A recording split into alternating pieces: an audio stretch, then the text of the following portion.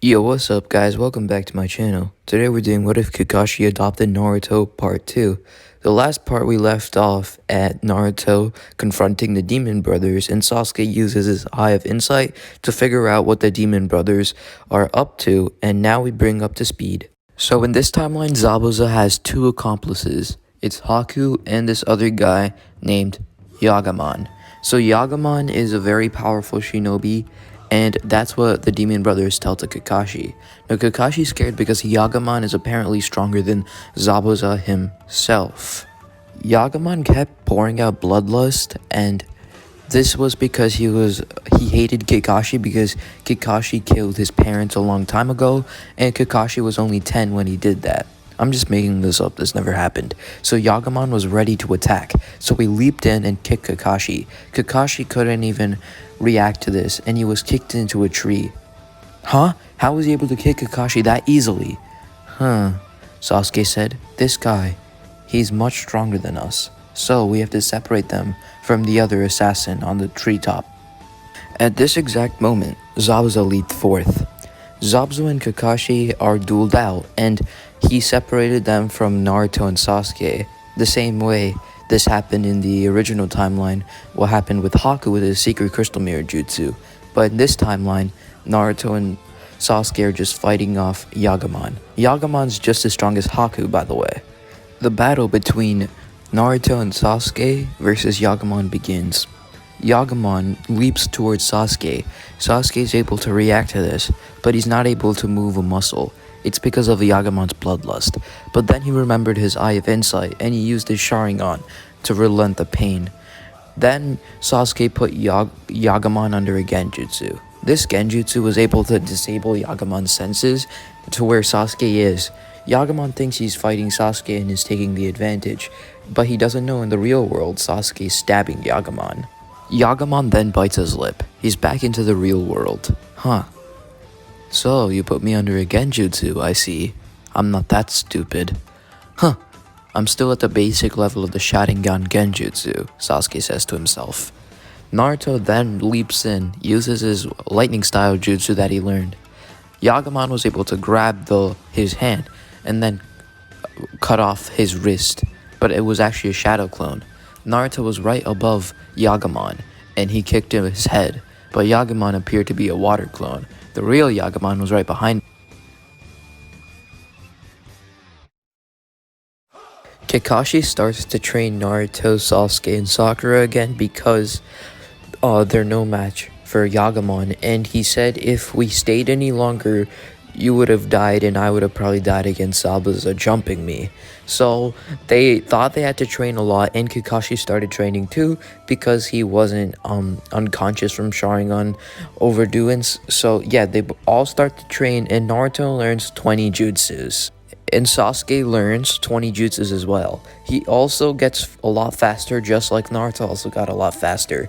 And Sasuke, on the other hand, got 2 Tomoe Sharingan. Sakura, on the other hand, was stronger than her canon counterpart, but not as strong as Naruto and Sasuke, obviously, because she's still stupid and weak, so yeah. So the day of the bridge arrives. Now, Yagaman goes to fight Sasuke because they're both eternal rivals, and Naruto fights Haku because they see each other as a good fight. So yeah, let's look at Haku and Naruto's fight first. So Naruto is edging Haku in the beginning, and then Haku pulls up his secret crystal mirror jutsu. At first, Haku was able to outspeed Naruto a lot, but once he used his chakra to the feet, and he was able to increase his speed. Also, he was able to destroy some of the mirrors from brute force. Zabuza thought this was unbelievable because Naruto was actually able to destroy one of Haku's mirrors, which he was not able to do either. Now we move on to Yagaman's and Sasuke's fight. Now, Sasuke was able to put Yagaman under a genjutsu, but just at that moment, Yagaman was able to break out of the genjutsu. And then they both went hand-to-hand combat, and Sasuke was going with the edge because he had his Sharingan. Naruto then taps into some of the Nine-Tails chakra because he was tired of losing, and yeah, Naruto defeats Haku and then moves on to kill him. Now we move on to Sasuke's fight with Yagaman, and Sasuke wins against Yagaman ultimately because he did a final tiny genjutsu that Yagaman fell for, and he died too. Zabuza flees because there's just like nowhere to go, and he kills Gato after that and takes all his money. And then after he kills off Gato, Kakashi thanks Tazuna for this opportunity, and Tazuna says, "Oh no, you don't gotta thank me, I have to thank you, if anything." And then Tazuna names the bridge after Kakashi because he's the one who did most of the talking with Tazuna. Once everybody arrives back to the Hidden Leaf, they're assigned to go to the Chunin exams. Naruto and Sasuke are excited for this, and so is Sakura because she thinks she got stronger too, but she didn't.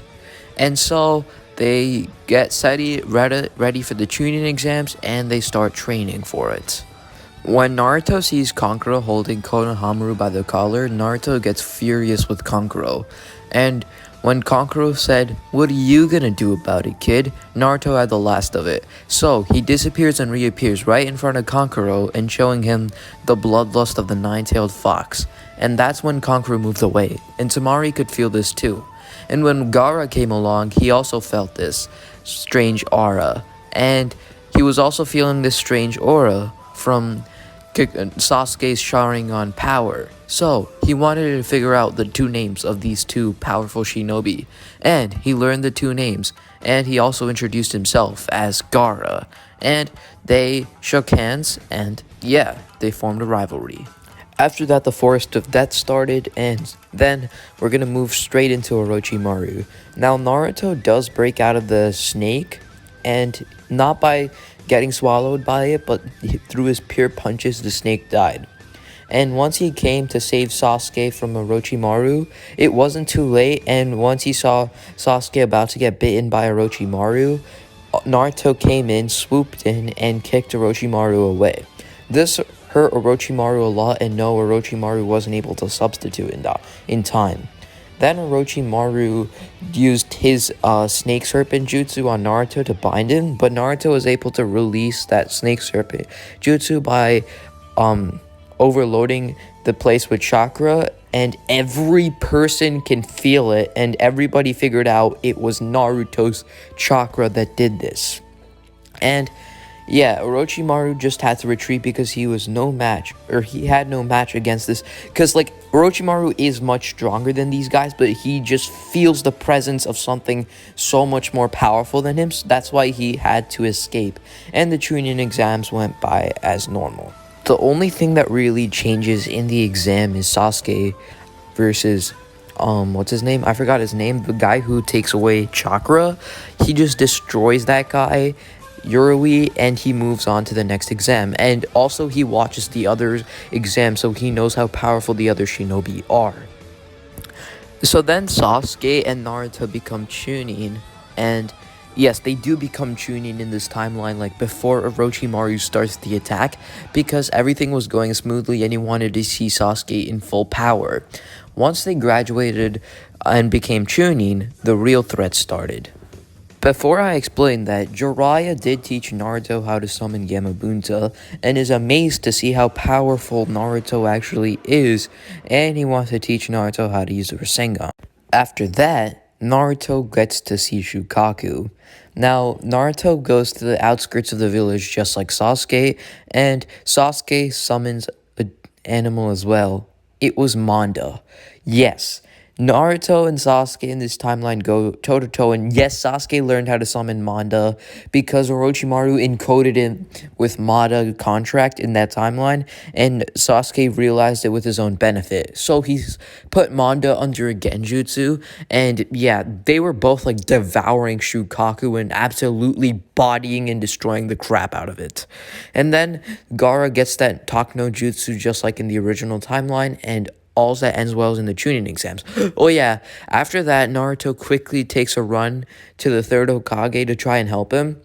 And Sasuke does the same too, and they fight Orochimaru. After they fight Orochimaru, like, they fight him a lot by toe-to-toe. So, like, they fight Hashirama and Tobirama, and Orochimaru works on fighting, like, the third Hokage. And the third Hokage is absolutely bodying Orochimaru, And yeah, he seals away a lot of Orochimaru's stuff, just not his hands. And he does not use the Grim Reaper in this timeline. He uses something else. And yeah, that's why